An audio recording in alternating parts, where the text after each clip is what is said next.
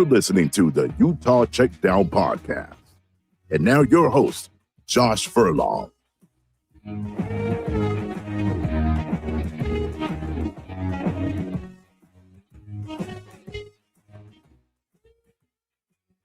Welcome back to another edition of the Utah Checkdown Podcast. I am Josh Furlong. Happy to be back with you for another week. It's Tuesday. We're getting back into the action. There's a lot to talk about today. We're going to have 2 episodes this week. As I've promised in prior episodes, we're going to split up our scheduling series with one game 2 times of this week. So we'll do 2 games this week. 1 game of Utah football schedule will be done today with a bunch of other stuff. So we're going to get into that. So a little preview of what we'll do today. We'll do a very brief recap of the Big 12 spring meetings that took place last week. We'll jump into the news about Utah's deal with private equity company and what that means for the university. Should you be nervous? We'll get into that. And then we'll look at Kansas as part of the scheduling series that we're doing. So we'll do a breakdown on the Kansas football team. This is Utah's 5th game of the season that we'll have. So we'll jump into that. So before we do that, let me tell you about our partners at Canyon View Credit Union. Feeling confident about your finances changes everything. And that's where Canyon View Credit Union comes in. They focus on helping you build something strong over time at your pace and in a way that fits your life. With Canyon View Credit Union, it's not about one-size-fits-all solutions. It's about steady progress, real guidance, and having someone in your corner who's there for the long run. Through every step, every goal, every new chapter, Canyon View Credit Union is right there with you. And honestly, that kind of support just feels different. Learn more about how Canyon View Credit Union can help you build your own momentum at canyonviewcu.com. Canyon View Credit Union, shaping your financial journey. All right, let's jump into this. The second I finished my podcast last week, maybe a minute. We'll give it a minute. The game times were announced for Utah's non-conference schedule. Honestly, every time I finish an episode, something breaks. And so I'm sure right after this episode, something's going to happen. And yay for you. So we're going to just really quickly, let me move to this right here. The game times were announced for the non-conference schedule, which means Idaho State will be played on Thursday, September 3rd at 7 p.m. This game will be broadcast on ESPNU. I was wrong. I was expecting like an ESPN3, but because it's a Thursday night, ESPN wants to put it on one of their main channels. ESPNU is a little further down that list, but it's still part of your cable subscription nonetheless. So you got that. Then the next week is Arkansas. That's Saturday, September 12th at 8:15 p.m. Mountain Time on ESPN. And guess what? There was a bit of a kerfuffle over that. One athletic director from the state of Arkansas, the University of Arkansas to be exact, Hunter Yurchek, who was part of the college football playoff selection committee, part of the Action That Way, good friend with Utah AD Mark Harlan. That's, where it is. He expressed his frustrations to ESPN for their way that they scheduled things. He said, quote, "I am extremely concerned and displeased about the recently released kickoff times for our football program in consecutive weeks this September and the impact it will have on our well-being of our student athletes." Now, here's what takes place. So he is saying because of the 8:15 kick here in Utah, his team will not get home till about 6 a.m. on a Sunday. Okay. And then, get this. This is the kicker. They have to play a game at 11 o'clock in the morning the next Saturday against Georgia. Can I give a massive eye roll to that? I mean, like, we're sitting here in this world where TV executives and TV networks are basically dictating how these conferences are shaped. And now we have a sitting athletic director complaining about student athlete welfare for getting home at 6 a.m. and then having a whole week to be able to play again. Like, this isn't a thing. Like, you can't have like all of these situations where everything is to your benefit. And then suddenly when it doesn't go wrong, like now suddenly you cry for the student athletes. Like, so let's stop as the NCAA. Let's stop crying for the student athletes and pretending like you care. Like you don't. Like, this is just the nature of it, is you don't care. You're just upset that you got an 8:15 kick on the West Coast, which means that you have a late time for your fans to be able to watch. We get it. Utah fans, some of them complain about it. Some of them love this 8:15 kick. It's late. We get it. But this is the nature of it. When you're playing a team out west, you're going to get later kicks because that's what ESPN wants. They want to fill their entire slate. And so, well, it's frustrating to Arkansas. It's frustrating to a lot of programs out here out west as well. But because it's the SEC, suddenly things matter. Like that's just the crazy incompetence of this kind of stuff in the NCAA, where we sit here and we complain about all this stuff and we need to grow and we need to build and we need to do all these different things based off of TV. And then suddenly when it doesn't go our way, it's like, oh, well, we got to protect the student athletes. You don't give a whatever. We'll keep this family friendly. You don't care about the student athletes. You're just using that to be able to make it sound like you can, fit your cause. So whatever, massive eye roll to that, big side note to whatever that was. Don't need to get into that too much, but it's really a nothing burger. It's stupid. And, it is what it is.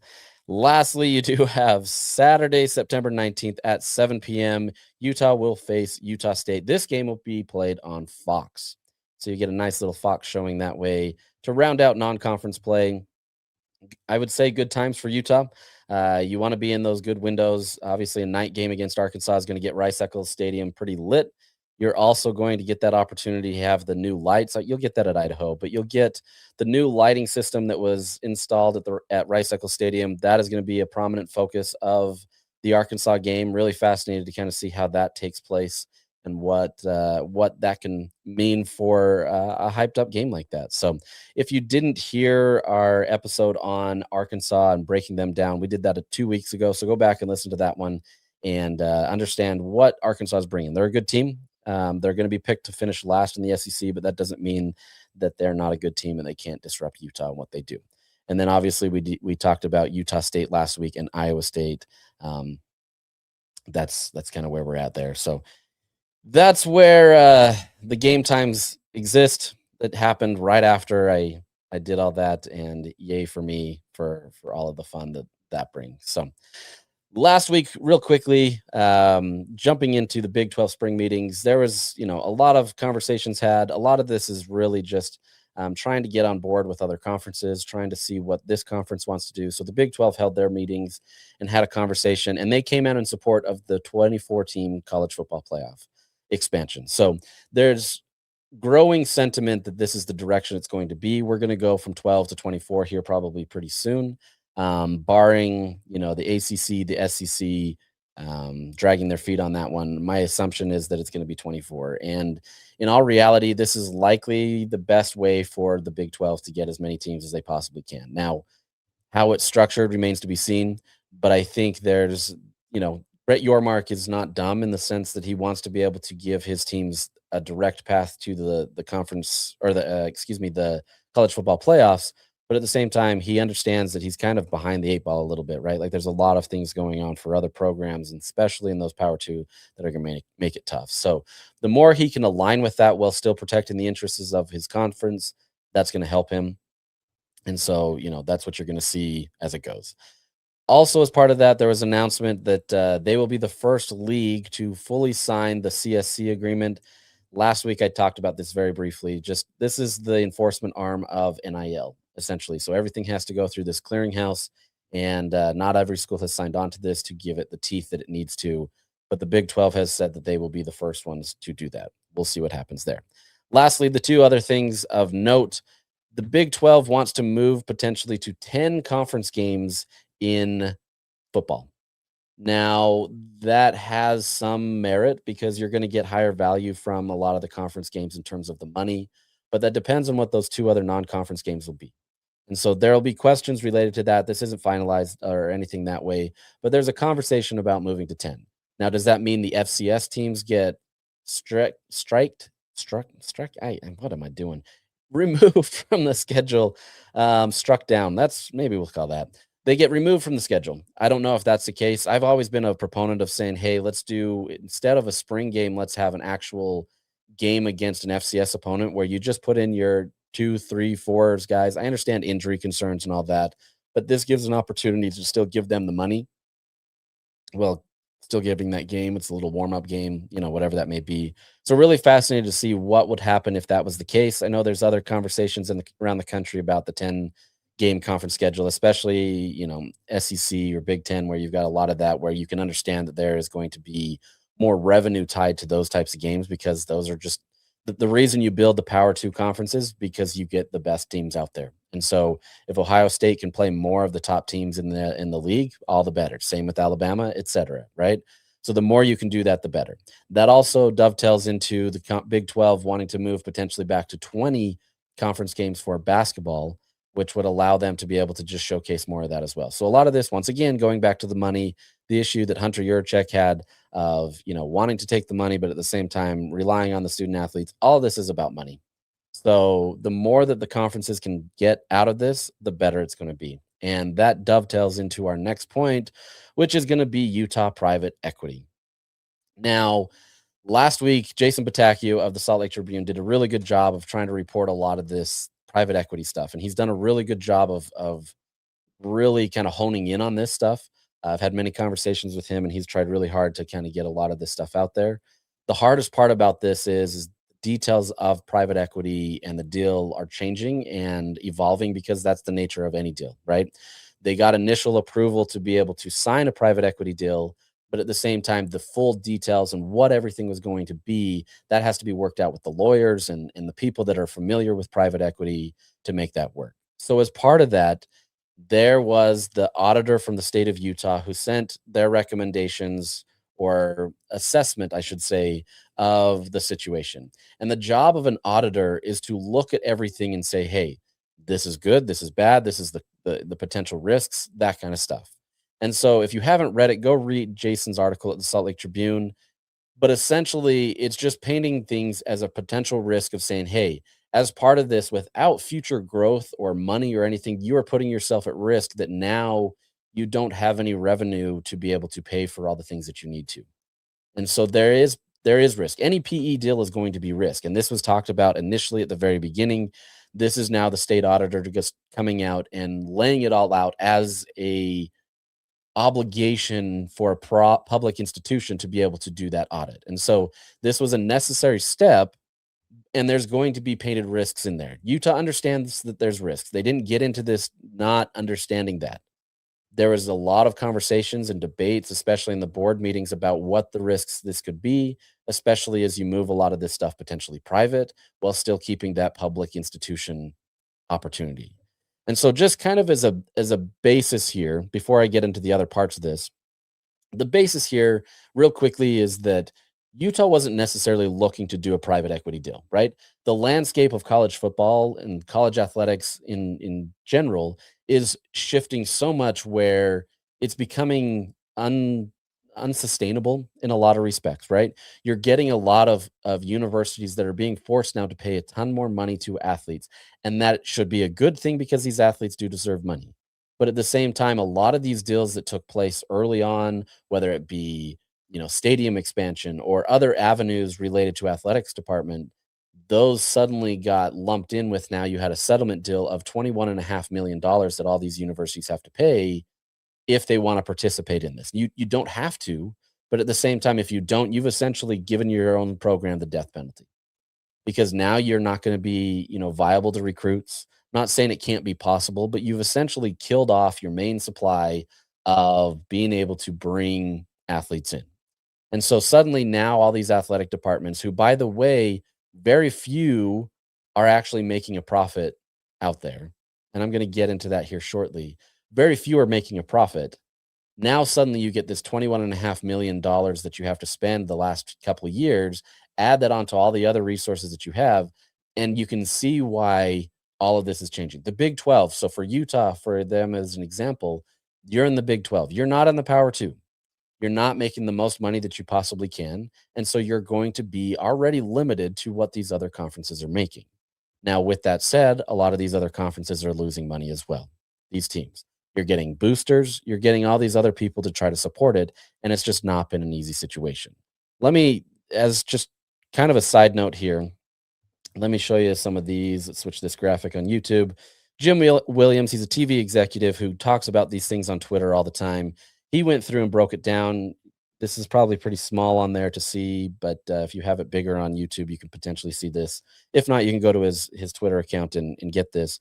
But he breaks down, I'm just showing this as a reference, really. He breaks down essentially what all these conferences are reporting to the NCAA. Now, for example, Utah this last year reported a $4 million in revenue.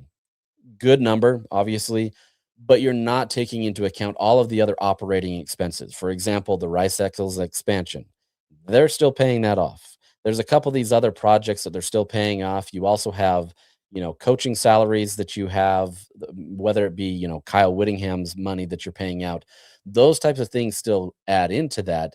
The difference is they can shuffle some of this money around to be able to make it, whether the institution pays it or other elements of it, that they don't have to account for it in the full budget of that. And so what you've got essentially is you've got a budget that looks like you've made revenue, $4 million. And they did in theory based off of the athletic department stuff. But in reality, you're losing still a ton of money because you're having to pay for other stuff. This last year, they used a lot of their reserves. And that was one of the biggest things from the auditor is you can't continue to go into those reserves and expect to keep making money. So unless there's some avenue where you can continue to make money, you're going to be in a world of hurt. And private equity isn't necessarily going to solve that. You've got to have deals beyond that that are going to enhance that and make this money. Now, private equity will help that because there's some sustainability there to an extent, and I'll get into that. But for the most part, like you've got to have some vehicle to be able to make more money. And the problem is in college football, as you're seeing right here, let me switch it to the Big 12. This shows the average net operating loss for a school in the Big 12 is 57.4 million. He says this could jump up to 90 million this year. We'll see. I mean, there's a lot to there. Of of the schools, 35 million of that is coming from boosters. That's an average. And then student fees and institution support, another average is about 23 million. That's a lot of money being supported to the university by outside influences that aren't always going to be there, or people that are going to be frustrated because, they don't want to keep doing that. For example, you don't want to keep going into your endowment to be able to keep spending it on athletics. And you can have the argument that it's a good vehicle to be able to get people into the university, all that other stuff. You've got boosters that are trying to help, like all that stuff that eventually dries up. And especially with the unsustainable level of college football and how it's growing and everybody has to spend more money, it's just not going to be a reality to be able to sustain that. So with that being said, that is the reason why Utah decided to try to go for private equity. Now, they initially shook off some initial conversations about private equity. So like I said, this isn't something where they immediately jumped at and said, "Hey, let's get in bed with private equity." There's always, always, always, always risk in getting in with private equity. Everybody understands that. Utah's trying to mitigate a lot of that by trying to take control of what they have while giving basically the private equity company, Otro Capital, a stake in it, and a large stake, but it's still not the majority stake. And so Utah would still have the share, the larger share of that to be able to control everything. But the biggest reason to get into this is to obviously one, get an what am I really struggling to an infusion of cash. Here we go. We're just gonna make up things today. Infusion's not a makeup, but I'm just really going off. An infusion of cash where you get that money, but also working with them in the brands level where you're getting endorsements, where you're getting marketing dollars, being able to grow. That's the biggest benefit of this. This isn't fully just an NIL thing. This isn't something to just jump in and say, "Hey, we just need money to do that." Yes, there is elements of this. This will help offset in large part that 20.5 million that Utah has to pay every single year. There's still going to be boosters that have to support. There's still all of this. But as part of this, the reason they got into this is because it was unsustainable with what they were doing. And Utah's not alone. So, like, you're seeing headlines right now about Utah and their disaster private equity deal and how this is just whatever. Like, I'm not saying it's not a bad thing, right? There can be a lot of risks with this, but at the same time, there's a lot of risks in anything right now with college football and where it's going. I'm saying college football because that's the meat and potatoes of where this is at. But if you just stand by, you're not going to be able to be sustainable. The athletic department does not have the money to do it. You've got other universities around the country that are trying their best to be able to find money. There's schools around the country that are asking for private or public dollars trying to raise taxes and whatever to be able to support their athletic departments. That's not going to fly in many states. That's not going to fly here. I can tell you that much. This is not a sustainable model. And unfortunately, that's where we're at. And so if college football, college athletics wants to continue, this is where it's at. And unfortunately, until something bursts, something's got to burst.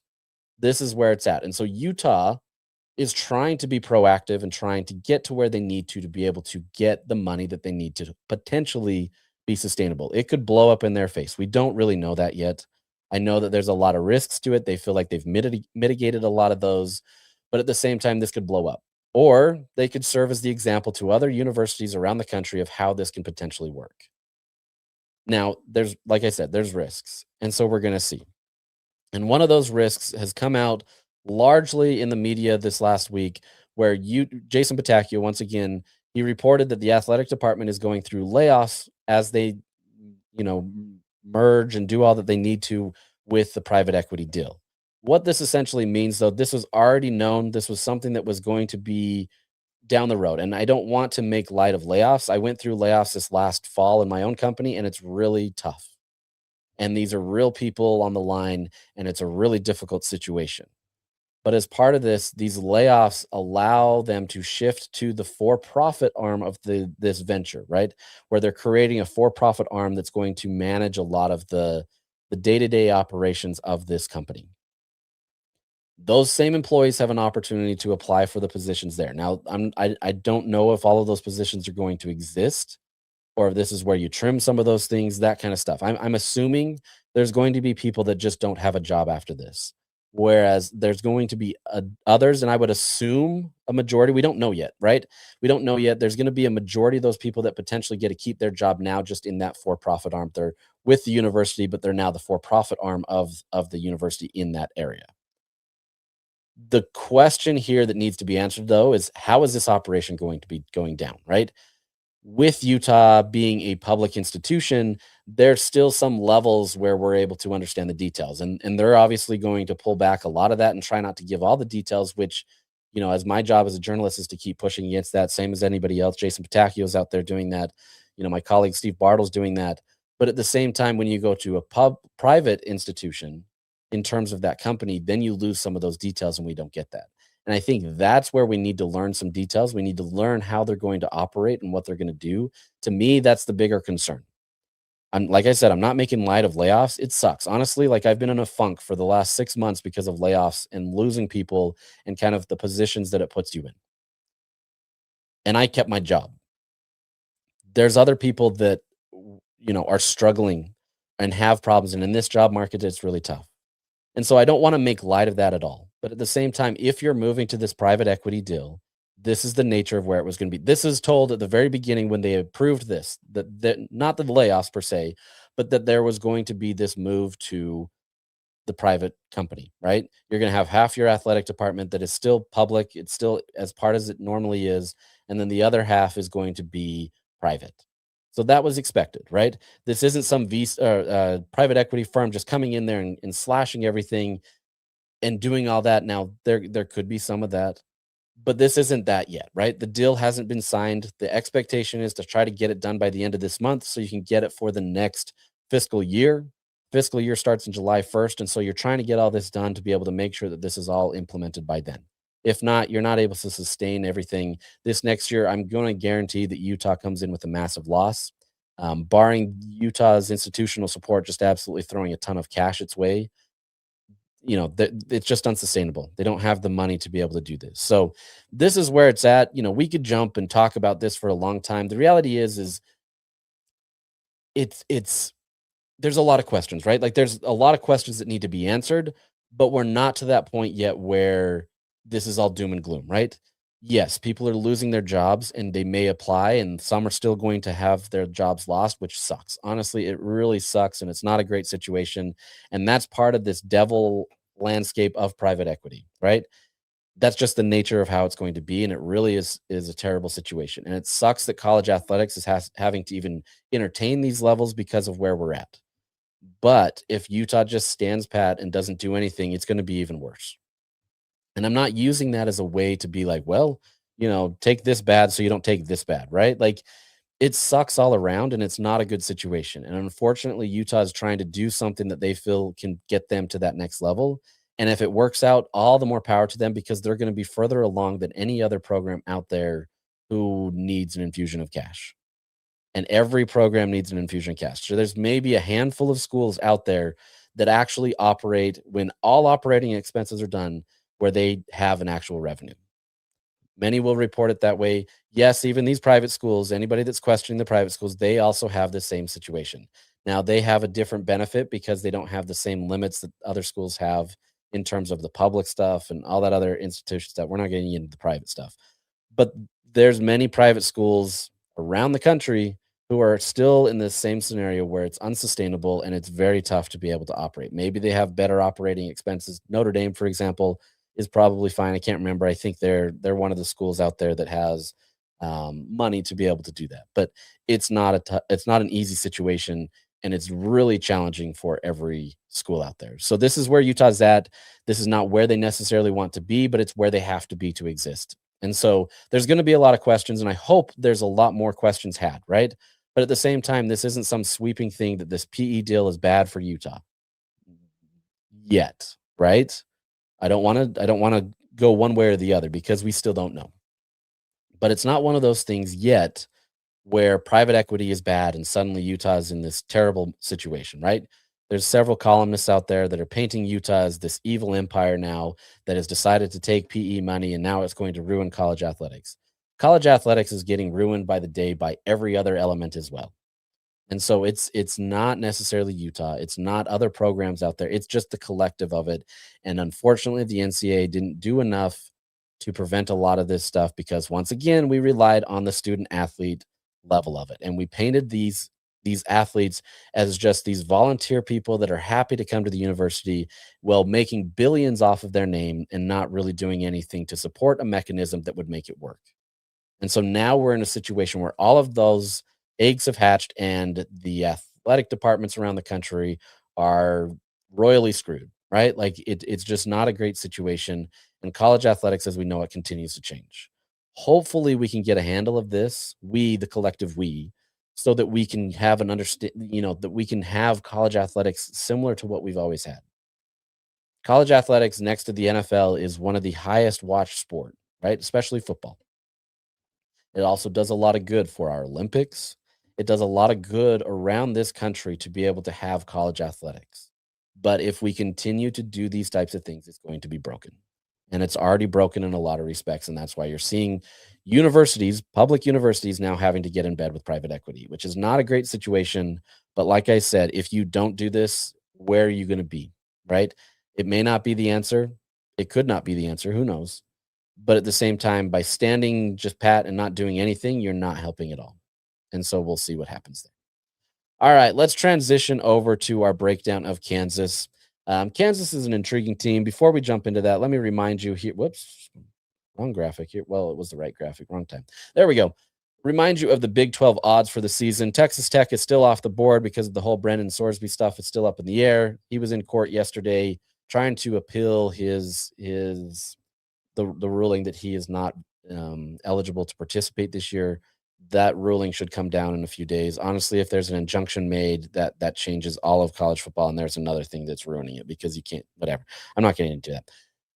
These are the Big 12 odds right now. Utah is projected with 8.5 wins. Kansas, Utah's fifth opponent of the season, is projected at 5.5 wins. So those are your Bovada odds. You can go look at those. I just bring those up as a reminder for those that are watching. All right, let's jump to Kansas, the number 5 game of the season. This game will be played on October 10th at Rice-Eccles Stadium. Utah will have had their one and only bye of the season the week prior. So you'll go from playing at Iowa State, the one road game in the first 5 games of the season, and then you get a bye, and then you come home and play Kansas. So really favorable schedule for Utah. Like I said, the Iowa State game, it can be a challenge because it's the first road game, but Iowa State's supposed to be, in theory, a mess. We don't really know. So we'll see. So in theory, you've got a nice schedule that builds up to this. And Kansas is one of those teams that they're going to be in the middle of the conference. They could be at the higher end of the conference. or they could fall back to the lower end of the conference where they have been traditionally for the last, decades plus, except for the last few years where they started to rise.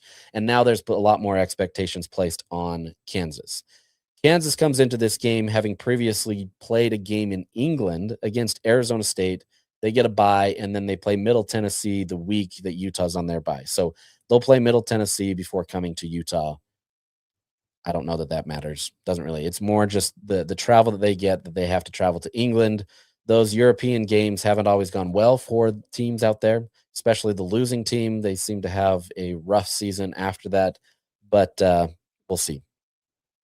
Last year, Kansas comes or finishes the season 5-7, miss a bowl game. They go 3-6 in Big 12 play. The last meeting between these two teams, between Utah and Kansas, was obviously last year, the last game of the season on November 28th, where Utah squeaked out a 31-21 win. Squeaked out because Utah had to do a little come from behind magic, similar to Kansas State, just not as dramatic. It was just a little bit more convincing in the second half. But at the same time, there was problems, and Utah was not perfect by any means in that game, but at the same time found a way to get it done and finish the season strong with another win.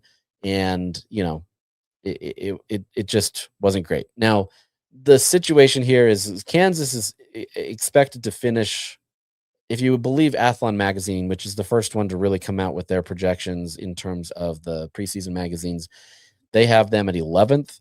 I think that's probably a fair spot for them because simply that's, they're in the mix where they've lost some talent, but they do have enough talent there where 11th probably feels too low.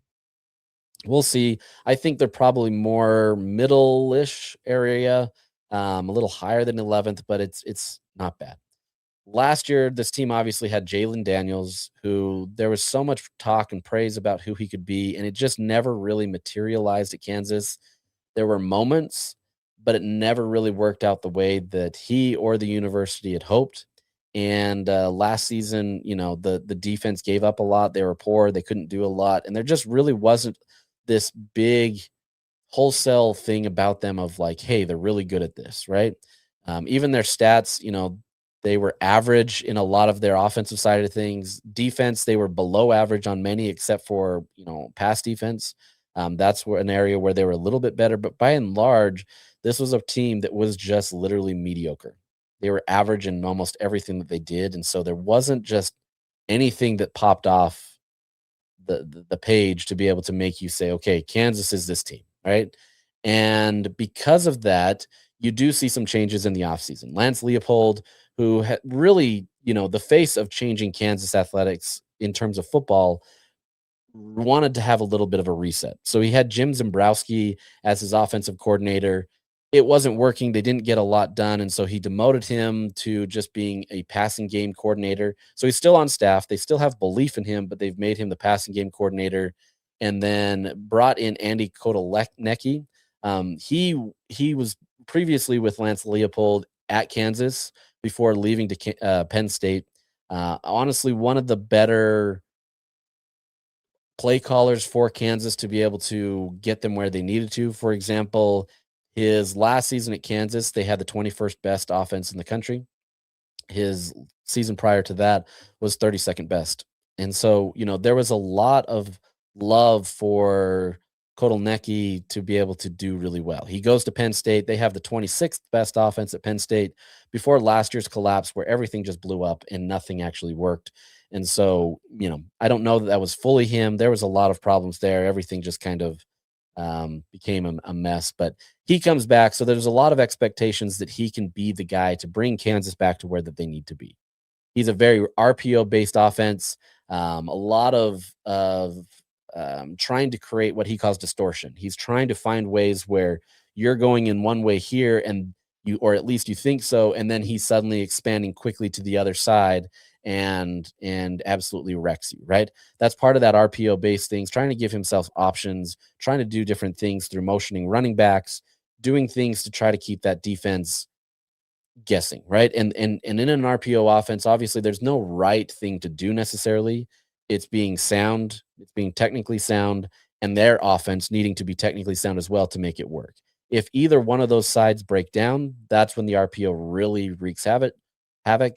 Obviously, RPOs have been around in college football for quite a while. This isn't anything new to people. It's just the little wrinkles that you do to make it change. For example, in his offense, he likes to do a lot of glance routes to be able to make it really difficult for the read to understand where they need to be, right? And if you can execute that flawlessly, it's a very difficult offense to stop because of that kind of stuff. On the defensive side, even though that defense wasn't really solid, they keep their defensive coordinator in DK McDonald. He comes back for his second season. This is going to be the proving season for him, right? And there is a lot of potential there because they do return a fair amount of their starters, or at least the key guys that are going to help. So we'll see. There's going to need to be some upgrades made, and we'll get into that. But for the most part, there's potential there. So looking at this team from the transfer portal, they lost 25 players and brought in 31 players. Of those 25 players that were lost, most of those, quite honestly, were depth players or guys that were kind of working through the system. There's a handful that were lost that impacted them a little bit more. The biggest being Lyric Rawls, who's the safety who goes to Arizona State. He's a starting caliber safety, did really well, had 632 snaps for Kansas. Really solid player now that they don't have him. Outside of that, the other guys, I don't know that they're a huge loss. Productive, younger guys, but at the same time, nothing of big concern. On the incoming side, you do upgrade with a lot of talent that you need. And one of those may be quarterback Chase Jenkins. He's the Rice quarterback from last year. He was their starting quarterback. The question with him, though, is where does he fit in, because he was injured in spring, and so he hasn't really been a part of that rotation. And I'll get into that the QB drama here soon. But he could potentially be there, but he also just doesn't have a ton of production at Rice. Rice is honestly one of the worst FBS teams in the country, so there just really wasn't anything there anyway. But maybe there's potential there with him. Another player to pay attention to is Dylan Edwards. Kansas State running back. This is a guy that's always had a lot of hype around him, whether he was at Colorado or Kansas State. Just for one reason or another, hasn't fully maximized that yet. I mean, he's done well, but the most yards he's had in one season is like 586. I've got it here somewhere, and I'll get to that. But just hasn't really maximized that level. But he's expected to kind of be the guy to lead the charge. That's their expectation. They also bring in two other good running backs in Yazin Willis and Jalen Dupree. They were their leading rushers at Syracuse and Colorado State, respectively. Also bring in a bunch of wide receivers, two of them being potential starters, or most likely the starters, are Nick McMillan and Najee Cox from Buffalo and Middle Tennessee. And then you bring in an offensive lineman, and Nick Morrow. He's an offensive tackle who should be a starter this year. Couple defensive players, Corey Gordon Jr., safety, Jaden Harris, the safety from Georgia, and then Quincy Davis, the linebacker from New Mexico State. So they bring in a lot of guys, but for the most part, they've got a lot of the core foundation of their team in place. So sitting here, you lose Jalen Daniels, you lose your top three rushers, you lose three of your top four receivers. So the offense is going to go through a fairly significant transition this year, whether that, from quarterback, running back, wide receiver, all of that. Offensive line is a little bit more consistent, but at the same time, you've got a lot of turnover in your skills positions. So jumping into this with quarterback, right now it's a mostly 2 QB battle. The third being Chase Jenkins. As I said, he was injured in spring, wasn't able to participate in that, and so it's a real question on whether he's able to kind of get into that. I think they believe in him, but at the same time, your two other guys, Isaiah Marshall and Cole Ballard, guys that were already on the roster, may potentially be your option. And as of right now, based on the reports out of Kansas, it's between those two right now, with Chase just kind of as that third guy as a potential option. With these two quarterbacks, Isaiah Marshall, he only had 3 passes last season for 28 yards. He's coming in as a redshirt sophomore. There's just not a lot there. He threw for 160 yards. He rushed for 160 yards on 15 attempts. So not a ton there. Cole Ballard's a little bit more veteran. He's been in the system a little bit longer. He comes in as a junior. Last year, he had 10 completions for 108 yards, rushed for 92 yards. Really doesn't have a ton. The most that he had as a freshman was 286 yards on 20 completions. You don't really know what you've got here. Now, they believe that both of these guys can be solid. I think Cole Ballard probably has the upper hand just because he's older and he's been in the system a little bit longer.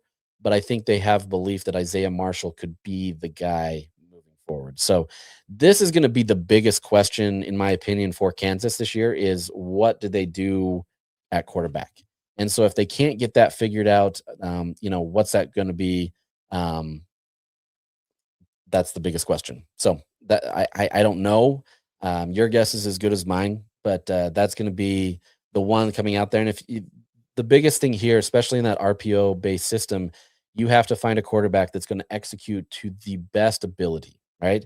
They may not be the best quarterback, but you have to have one that can make those reads and they can do it in a timely manner so they're not just caught there and then suddenly they're in the pocket, not thinking about what they need to do, and they're dead. Right? You get sacked. The plays are blown dead. Whatever it may be, it's a tough situation.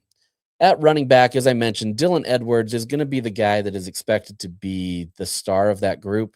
Last year, he had 205 yards and 2 touchdowns, only played in 4 games, but he was injured. If I remember right, he was injured were they in Ireland? I believe they were in Ireland, Kansas State was. And it just kind of, it killed their season in a lot of respects. I think they put a lot on Dylan Edwards. And so it just kind of tanked a lot of what they were able to do.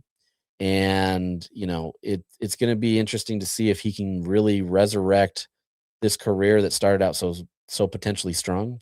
Can he be the guy that really becomes the running back that everybody's expected him to be? His best season, okay, it was 546 yards. That was a few years ago. He had 5 touchdowns in 12 games. Like good production, but not anything that you're going to be worried about. And so I'm curious to see like what that means. With that said, they do bring in 2 running backs who Yasin Willis and Jalen Dupree from Syracuse and Colorado State both rushed for over 500 yards last year as their leading rushers. Combined, they had 6 touchdowns between. This is going to be a room that I think is evolving, right? And I think there's enough talent there that this is a position group that I think you can be optimistic about. I think they've got the talent, the ability to do what they need to. The question is how they're going to be utilized. And with this offensive scheme, 2 running backs will most likely be out quite a bit. And so you're going to see probably all 3 of these guys several times. And we'll see if there's one workhorse or whatever. But I think you're going to see both of these or 2 of the 3 guys out there at least on any given play. One is, either a lead blocker in some scenarios, acting as a decoy, whatever that may be. You're going to see a lot of these running backs, so be familiar with those names. At receiver, your leading receivers, at least coming into fall, sound like you've got a returner in Cam Pickett, who will most likely be your slot guy. He had 476 yards last year and 3 touchdowns. He was the second leading receiver for Kansas. So you got to see him last year. Was an effective guy, but nothing that jumps off the page. Still good numbers, right? I don't want to discount that by any means. But now that he's a senior, and has more of a role in this offense, I think he's going to be much more of a figure. And I think, especially in this offense, he could absolutely, get a lot more yards in what he needs. Your 2 receivers that have transferred in is Nick McMillan and Najee Cox. Nick McMillan had 981 yards as the leading receiver at Buffalo, 3 touchdowns, really solid player there. And then Cox had 473 yards, 5 touchdowns as the 3rd leading receiver at Middle Tennessee. So I think Kansas has done a really good job of getting that frontline talent there. I think they've got the guys that they need to. The question's now going to come down to the depth, right? If one of these guys gets hurt, do they have the talent to be able to do it? Do they have a quarterback that can actually throw it to them? I don't know. I assume they do, but we'll see. We don't really know. Outside of that, the offensive line is pretty well formed. I think they've got a good handle of that. Nothing really big to report there. Let's jump over to the defensive side of the ball. 4 of your projected starters are returning and have had a lot of production at Kansas. So you've got 2 defensive ends, Leroy Harris III and Alex Bray. Both of those guys have, more than 300 snaps each. Leroy Harris has 5 sacks, so he was pretty effective there. Your 2 defensive tackles are expected to be Blake Harold and Marcus Calvin. 3 sacks combined there. Harold has more snaps. He's been in there for 460 snaps, whereas Marcus Calvin is more of been a depth player, but he's had that experience and had 186 snaps. So they feel confident about what they've got there. There's some good players that they've brought in from the portal to act as depth and to push these guys. But by and large, you've got a unit up front that understands that defense. They've got experience with it. That's going to be very pivotal for this team as they try to improve on that defense this year. Can they be better in the run defense? Can they do things that they need to that maybe they weren't able to do last year? That's going to be the question. The star of the defense is going to be Trey Lanthan, linebacker. He had 63 tackles last year, 6 QB hits, 2 sacks. Really just kind of this foundational player that's going to be solid for them. He's going to be the voice of the defense. I think, if there's any player to pay attention to, it's probably going to be him. He's the guy that you're going to have to pay attention to. But at the same time, this is a defense that has to improve. And if he's got the pieces around him, especially with a linebacker room that is going to be mostly rebuilt from the portal, there's going to be some questions there, right? You do have that foundation there with him where it's going to be a 4-2 defense. So you're going to be okay with that, where he's going to anchor a lot of that. And then whomever you bring in to pair up with him, you're going to be pretty solid. Most likely it's going to be Quincy Davis out of New Mexico State. We'll see. There could be other players there. There's Davion Couch, Landon Watson, Jabril Al-Amin, and then kind of a little bit more down there is Jaron Willis as some depth players. So there's potential there. They've had success at their respective schools, but I think they've got a good foundation there. On the outside, you've got your 2 returning corners coming back. They're going to need to see some improvement, especially in coverage, but you do have the potential there with them and Jalen Todd and Austin Alexander to be able to build on that consistency. And with this team being mostly successful in the pass defense, that's a good thing for them. You also bring in Corey Gordon Sr. as a sophomore or safety from Louisville, who should round out a lot of that and help this team. So to me, this is a team that's going to be solid-ish, but there's a lot of questions, especially on the offensive side of ball, of what's going to happen. I think the defense will take an improvement and do what they need to, but on the offensive side of the ball, it's just a crapshoot, honestly. I think once they get that quarterback position figured out and once that's kind of established, that's where you're going to see where this team can be and the potential that it can have.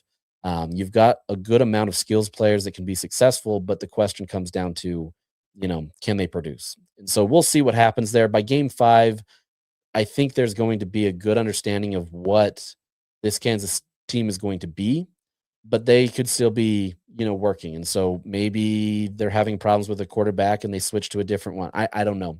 This is going to be a really intriguing team to try to understand, but I think they're going to be solid-ish, right? I think they're going to be improved in some respects, but I think they could take some steps back as from last year. So we'll see what happens there. It's going to be a real interesting situation for a lot of these teams that Utah is going to be facing. It's not an easy situation for a lot of these teams to rebuild. I mean, as we've mentioned many times, Utah's in a similar spot where they're going to be rebuilding in some respects and trying to figure out some stuff. So a lot of questions to be had. We're going to end with that one today, and we'll jump into Colorado on Thursday. We'll also talk about some of the official visits, what took place, what's coming up, all that kind of stuff, and we will round that out. So appreciate you for listening. Hope you're having a good summer, and we will talk to you later.